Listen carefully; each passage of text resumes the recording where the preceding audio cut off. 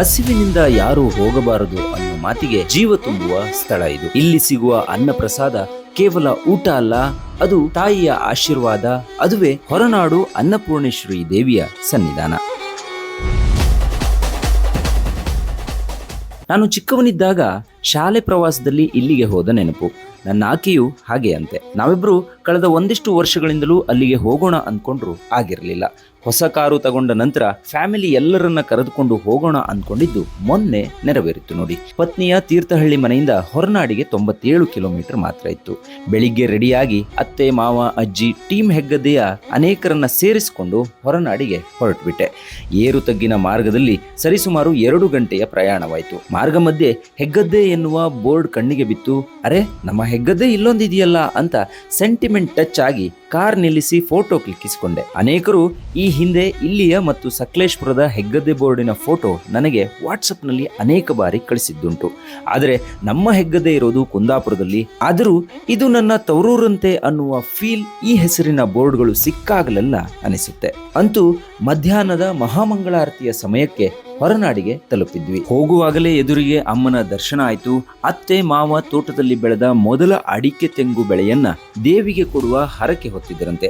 ಈ ಮೂಲಕ ಅದನ್ನ ದೇವರ ಕಾಲಿಗೆ ಅರ್ಪಿಸಿದಾಗ ಅಷ್ಟು ಜನರಲ್ಲಿ ಅರ್ಚಕರು ನಮಗೇ ಪ್ರಸಾದ ಕೊಟ್ಟು ಕೈಗಿತ್ತಿದ್ದು ಅಮ್ಮನ ಆಶೀರ್ವಾದ ನಮ್ಮ ಮೇಲಿದೆ ಅನ್ನೋದಕ್ಕೆ ಪುಷ್ಟಿ ನೀಡಿತು. ಕರ್ನಾಟಕದ ಚಿಕ್ಕಮಗಳೂರು ಜಿಲ್ಲೆಯ ಪಶ್ಚಿಮ ಘಟ್ಟದಲ್ಲಿ ಇರುವ ಹೊರನಾಡು ಸುಂದರ ಪ್ರಕೃತಿ, ಕಾಡು, ಬೆಟ್ಟಗಳ ಸೌಂದರ್ಯವನ್ನ ಹೊಂದಿದೆ. ಇಲ್ಲಿ ದೇವಿಯ ಬಂಗಾರಾಭರಣದ ಮೂರ್ತಿ ಎಷ್ಟು ಆಕರ್ಷಕವಾಗಿರುತ್ತೋ ಭಕ್ತರು ದೇವಿಯ ಮುಂದೆ ನಿಂತು ನೇರವಾಗಿ ದರ್ಶನ ಪಡೆಯುವ ರಿವಾಜು ಕೂಡ ಅಷ್ಟೇ ಶಾಂತ ಮತ್ತು ಆಧ್ಯಾತ್ಮಿಕ ರೂಪ ಅನಿಸಿತು. ದೇವಿಯ ಮೂರ್ತಿಯನ್ನ 8ನೇ ಶತಮಾನದಲ್ಲಿ ಅಗಸ್ತ್ಯ ಮುನಿಗಳು ಸ್ಥಾಪಿಸಿದ್ರು ಎನ್ನುವ ಐತಿಹ್ಯ ಇಲ್ಲಿದ್ರೂ ಕೂಡ 1973ರಲ್ಲಿ 5ನೇಯ ಧರ್ಮಕರ್ತರಾದ ಶ್ರೀ ಡಿ.ಬಿ. ವೆಂಕಟಸುಬ್ಬಯ್ಯ ಜೋಯಿಸರು ನಾವಿರುವಂತಹ ಈ ಸ್ಥಳವನ್ನ ಅಭಿವೃದ್ಧಿಪಡಿಸಿದ್ದಲ್ಲದೆ ನಾವು ನೋಡುವಂತಹ ಈ ದೇವಿಯ ಮೂರ್ತಿಯನ್ನ ಮರುಪ್ರತಿಷ್ಠಾಪಿಸಿದರು ಎನ್ನುವ ಮಾಹಿತಿ ಕೂಡ ಇದೆ. ಇನ್ನು ಇಲ್ಲಿನ ದಂತಕಥೆಯನ್ನ ನೋಡೋದಾದ್ರೆ ಶಿವದೇವರು ಮತ್ತು ಅನ್ನಪೂರ್ಣಳಾಗಿ ಆಹಾರ ದೇವತೆಯಾದ ಆತನ ಪತ್ನಿ ಪಾರ್ವತಿ ನಡುವೆ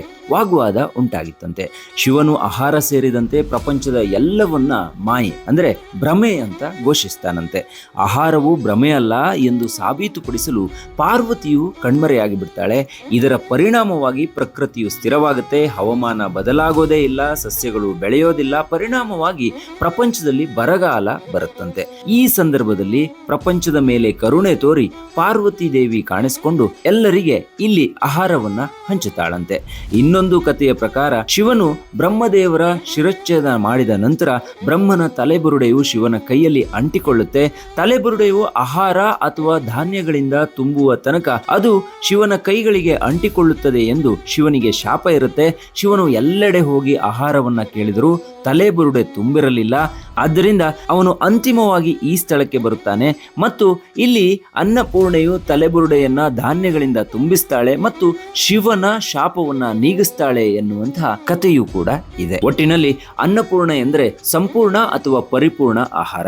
ಶ್ರೀ ಅನ್ನಪೂರ್ಣೇಶ್ವರಿ ದೇವಿಯು ಶಿವನ ಪತ್ನಿ ಪಾರ್ವತಿ ದೇವಿಯ ಅವತಾರ ಎಂದು ನಂಬಲಾಗಿದೆ. ರುದ್ರಯಮಾಲ, ಅನ್ನಪೂರ್ಣ ಮಾಲಿನಿ ನಕ್ಷತ್ರ ಮಾಲಿಕ, ಶಿವರಹಸ್ಯ ಮತ್ತು ಅನ್ನಪೂರ್ಣ ಕವಚ ಮುಂತಾದ ಹಲವಾರು ಪುರಾತನ ಗ್ರಂಥಗಳಲ್ಲಿ ದೇವಿ ಅನ್ನಪೂರ್ಣೆಯನ್ನ ಸ್ತುತಿಸಲಾಗಿದೆ. ಅನ್ನಪೂರ್ಣೇಶ್ವರಿ ದೇವಿಯನ್ನು ಇಲ್ಲಿ ಪೀಠದ ಮೇಲೆ ನಿಂತಿರುವ ಭಂಗಿಯಲ್ಲಿ ನೀವು ನೋಡಬಹುದು. ಅವಳು ತನ್ನ 4 ಕೈಗಳಲ್ಲಿ ಶಂಖ, ಚಕ್ರ, ಶ್ರೀಚಕ್ರ ಮತ್ತು ಗಾಯತ್ರಿಯನ್ನ ಹಿಡಿದಿದ್ದಾಳೆ. ವಿಗ್ರಹವು ತಲೆಯಿಂದ ಪಾದದವರೆಗೆ ಚಿನ್ನದ ಹೊದಿಕೆಯಿಂದ ಮುಚ್ಚಲ್ಪಟ್ಟಿದೆ ಮತ್ತು ಅನ್ನಪೂರ್ಣ ದೇವಿಯನ್ನ ದರ್ಶನ ಮಾಡಿದವರು ಅವರ ಜೀವನದಲ್ಲಿ ಎಂದಿಗೂ ಆಹಾರವಿಲ್ಲದೆ ಹೋಗುವುದಿಲ್ಲ ಎನ್ನುವ ನಂಬಿಕೆಯೂ ಕೂಡ ಇದೆ. ಅಕ್ಷಯ ತದಿಗೆ ಅಥವಾ ಅಕ್ಷಯ ತೃತೀಯವು ಈ ದೇವಾಲಯದಲ್ಲಿ ಆಚರಿಸುವ ಪ್ರಮುಖ ಹಬ್ಬವಾಗಿದೆ. ಈ ದಿನ ದೇವಿ ಅನ್ನಪೂರ್ಣೇಶ್ವರಿಯ ಜನ್ಮದಿನವೆಂದು ಕೂಡ ನಂಬಲಾಗಿದೆ. ಈ ದಿನವು ತ್ರೇತಾಯುಗದ ಆರಂಭ ಹಾಗೂ ಚಳಿಗಾಲದ ಅಂತ್ಯ ಮತ್ತು ಬೇಸಿಗೆಯ ಆರಂಭ ಎಂದು ತಿಳಿಯಲಾಗಿದೆ. ನೀವು ಅನ್ನಪೂರ್ಣೇಶ್ವರಿ ಸನ್ನಿಧಾನಕ್ಕೆ ಹೋಗಿದ್ರೆ ಈ ವಿಡಿಯೋವನ್ನ ಇನ್ನೊಂದಿಷ್ಟು ಜನರಿಗೂ ಕೂಡ ತಲುಪಿಸಿ. ದೇವಿಯ ದರ್ಶನದ ಬಳಿಕ ನಾವು ಕೂಡ ಸಂತುಷ್ಟರಾಗಿ ಅನ್ನ ಪ್ರಸಾದವನ್ನ ಸ್ವೀಕರಿಸಿದ್ವಿ. ಮನಸ್ಸು ಶಾಂತವಾಯಿತು. ದೇವಿಯನ್ನ ನೋಡಬೇಕು ಎನ್ನುವಂತಹ ಆಸೆಯು ಸಂಪೂರ್ಣವಾಯಿತು. ಸಂಜೆವರೆಗೂ ಅಲ್ಲಿಯೇ ಇದ್ದು ಪ್ರಕೃತಿಯ ಸೌಂದರ್ಯವನ್ನ ಸವಿದು ಮನೆ ಕಡೆ ಹೊರಟ್ವಿ. ಇದು ಹೊರನಾಡಿನ ಟ್ರಾವೆಲ್ ಬ್ಲಾಗ್. ಇನ್ನೂ ಒಂದಿಷ್ಟು ವಿಡಿಯೋಸ್ಗಳನ್ನ ಇದೇ ವಾಹಿನಿಯಲ್ಲಿ ಮುಂದೆ ಪ್ರಸಾರ ಮಾಡ್ತೀನಿ. ನಮ್ಮ ಎಲ್ಲ ಅಪ್ಡೇಟ್ಗಳು ನಿಮಗೆ ಬೇಕು ಅಂದ್ರೆ ಫಾಲೋ ಮಾಡಿ ಅಥವಾ ಸಬ್ಸ್ಕ್ರೈಬ್ ಮಾಡ್ಕೊಳ್ಳಿ.